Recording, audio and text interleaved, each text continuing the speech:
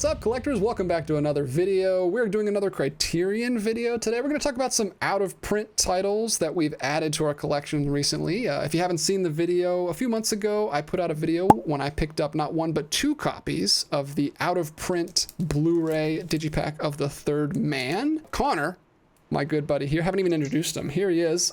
I got him. Hey, everybody. He found a really good deal on one of my holy grails, which is the Time Bandits Blu-ray Criterion with slipcover, and he rubbed it in my face. So I, in order to get revenge on him, bought not one but two of his holy grails, and then I rubbed it in his face in that video, and we had a lot of fun shooting that video. So we're gonna do an update here and shoot another one for you. So just to catch you up, fast forward a little bit, my wife sees that video, and for Father's Day, she picked up Time Bandits for me, brand new, sealed with lenticular slipcover, mint condition. Amazing Father's Day present. Thank you so much, Grace. You knocked it out of the park. So I now have Time Bandits. And then, while Connor here was at my house last month in July when he was here for the 50% off sale, I saw him ogling my The Third Man's back there on the shelf, and I let him hold it. I let him open it up and look through it, and I let him have it. I let him take it home with him. He has it in his possession. There it is. I said, I don't need two of these. All I really need is the money that I put into it, so I'll let you have this one. And he didn't have the money with him at the time, but he's not going to be here for a long time, so I said, just take it, pay me whenever you can. It's no big deal. But now, in this video, in the spirit of squashing beef, and because it is your birthday tomorrow, I believe, is it not, Connor? That is correct. So as a birthday present, I'm just going to let you have it. For free. Oh, I am gonna, jeez. I am wiping the tab clear. You don't owe me anything. Third Man is yours. Happy birthday, and enjoy it, man. We got to do a commentary on that soon, or watch it together or something. Watch party. Yeah. Because I've seen it, and it's a really great movie, and it's one of your favorites. So I'm glad that I could give it to you, and I'm glad that you have it. Thank you so much, man. You know what? The next time I'm in Atlanta, I'll probably slip 100 somewhere underneath like a bookshelf or something, and then like years later when you're moving out and you're like elderly, you'll like find this 100 spot underneath the dresser and you won't even know. No, don't do that. Don't do that. Take that 100 and buy yourself another OOP title. Because there's so many more. So these are the first two that I picked up. This is actually the first one I got. I got this one as a gift, and then right afterwards, I picked up the Howard's End Blu-ray, which is now out of print. And it's a very gorgeous set. It's not a digipack, but it is a really nice cover. I love the art. I love the gold color. Love the disc. I have not seen this film yet, but it has a great cast, and I was able to find a really good deal on this, because this is going for like upwards of $80 on eBay normally, and I was able to get it for 40 something, so pretty close to sticker price. Really glad I was able to get that one. So that's my third out of print title that I've picked up. And then last month in July, I was able to pick up a couple of not films that are out of print, but versions that are out of print. So these are digipacks that are no longer available from Criterion. And this first one is Spirit of the Beehive. I picked this up, I actually picked up the standard version in the sale, and then I returned it because I found out about this one, and I went on eBay and I was like, oh, and I got this for super cheap too. That's so you. Oh my goodness. Yeah, I had to. Like, look at this. This is so nice. One of the coolest things about this is it's made to look weathered and old, and there's kind of like, I don't know if you can see it, but up in the corner there's like a coffee stain there, and it kind of runs through across the bottom too. It's done so well I actually couldn't tell if it was real stains or if it was in the design. The way I was able to finally tell is because it actually runs through on the disc too. There's like a stain on the disc. So I was like, okay, whoever owned this didn't spill it on the cover and then also have the disc somewhere and spill something on the disc too. But it's done really well, and it looks very nice, and I really like the aesthetic, and I can't wait to check this movie out. That is Spirit of the Beehive. Got that last week during the July sale. And then the next one I got is The Freshman. Another one I found in store, but didn't pick up because I found out about this digipack that is no longer in print. It is a college comedy by Harold Lloyd. It is made to look like a yearbook, which is very cool. I love when they have like a theme for their digipacks. It's a nice booklet. And this is a 3-disc. And in such good condition. I don't know how this guy kept this in such good condition, but not a corner is bent. And this was the craziest shipping job I've ever got. Like he had it wrapped in cardboard all the way around, and then wrapped and then wrapped. It was just like, it took quite a while to get this out of the box, but it came in mint condition. So thank you for that, whoever you are. And then the last one I picked up last month is also one that I bought in store and had to return because I found out about this. I even messaged you. I had bought it in store, and then I messaged you and I was like, oh, did you know about the Picnic at Hanging Rock Digipack that's massive and has an entire novel in it? And you're like, yeah, I knew about that. Sorry, I should have told you. I was like, why did you tell me? So I returned that one. I had to pick this up on eBay. Got this for also, I think under 40, like 36, 39 something. Very lucky to pick that one up. It's a Digipack. Like I said, it comes with a full novel in there. And then it also has the Digipack itself, which is beautiful and very ethereal and stylized, just like the movie. There's the booklet. It is also 3 discs. Quickly hopped up to one of my favorite Criterion releases that they've put out. This is very cool. Sucks that it's no longer in print. So if you can get your hands on this one, don't pass it up because it's very, very nice. So I think I may have been a little spiteful when I told you that, when we were out there shopping and you picked up Picnic at Hanging Rock, and I probably already knew about the Digipack, and I thought I was going to acquire it for myself so that I could rub it in your face. The beef has not been squashed.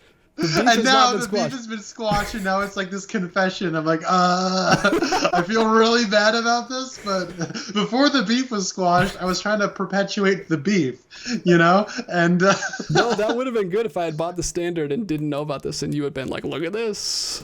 But now you get what you deserve because that's true. Why don't you tell your story about this? Because I think I had my eye on one of those while I was in Atlanta, and I was telling like the person who was selling it, hey, can you hold on to that for a week?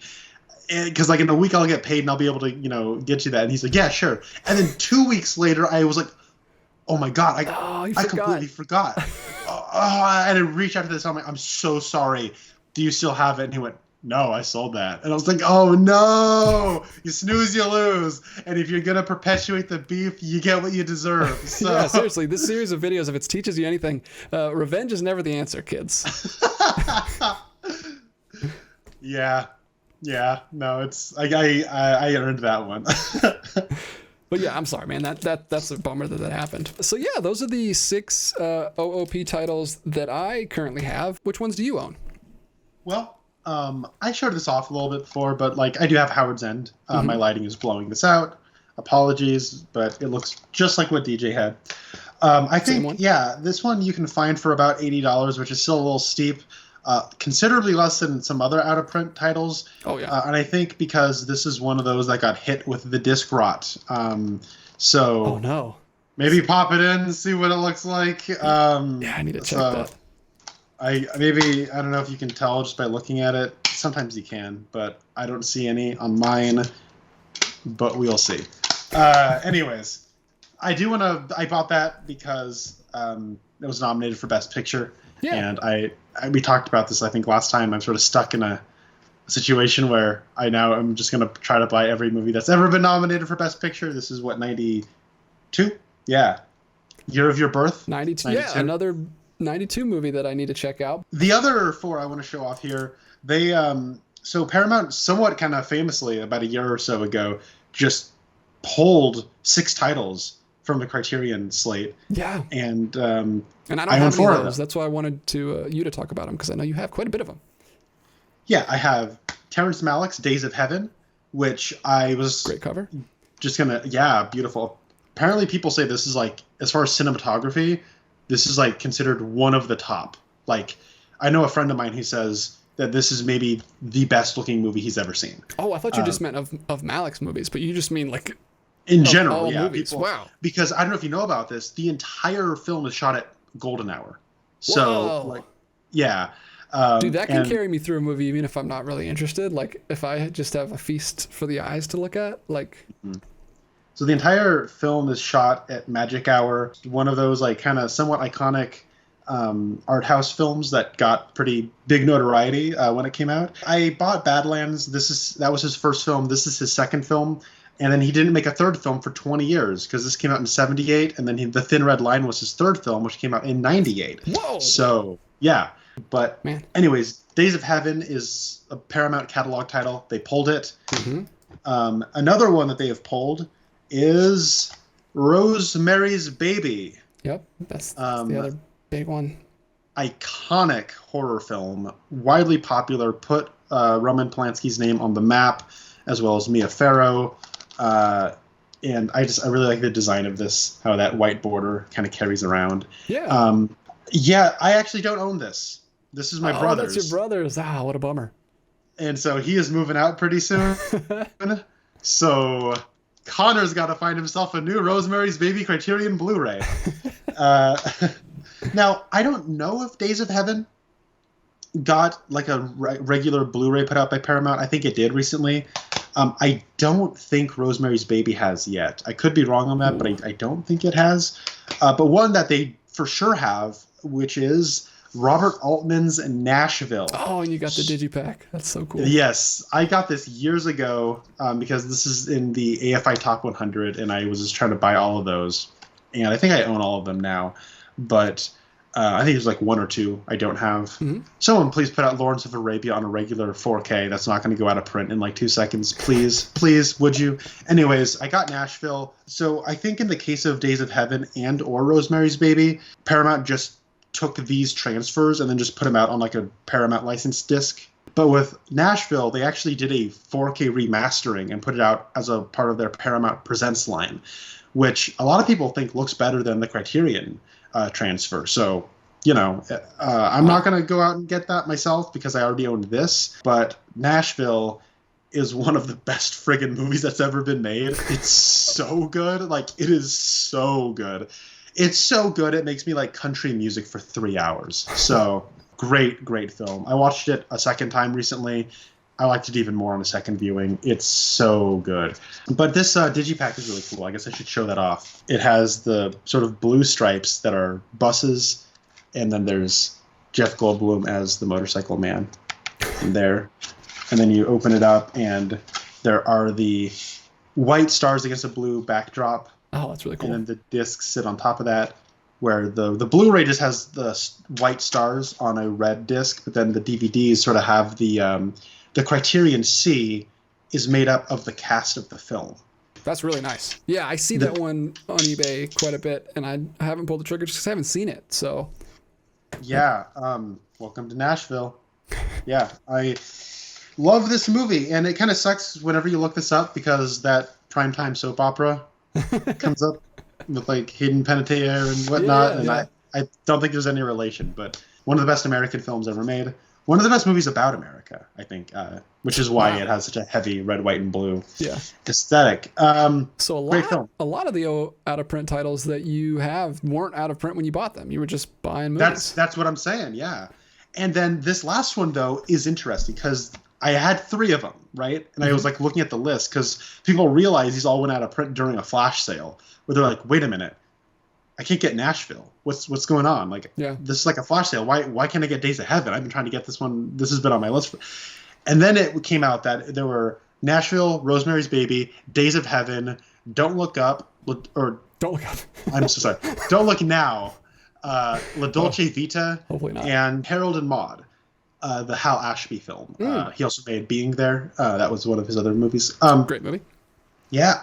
So I'm like, oh crap, like Harold and Maude and Don't Look Now are both films that like I have held in my hands at a Barnes & Noble and being like, next time.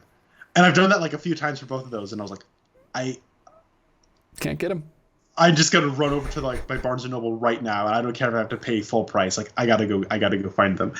And so then I did, and I could not find Harold and Maude, could not find Don't Look Now. They were gone.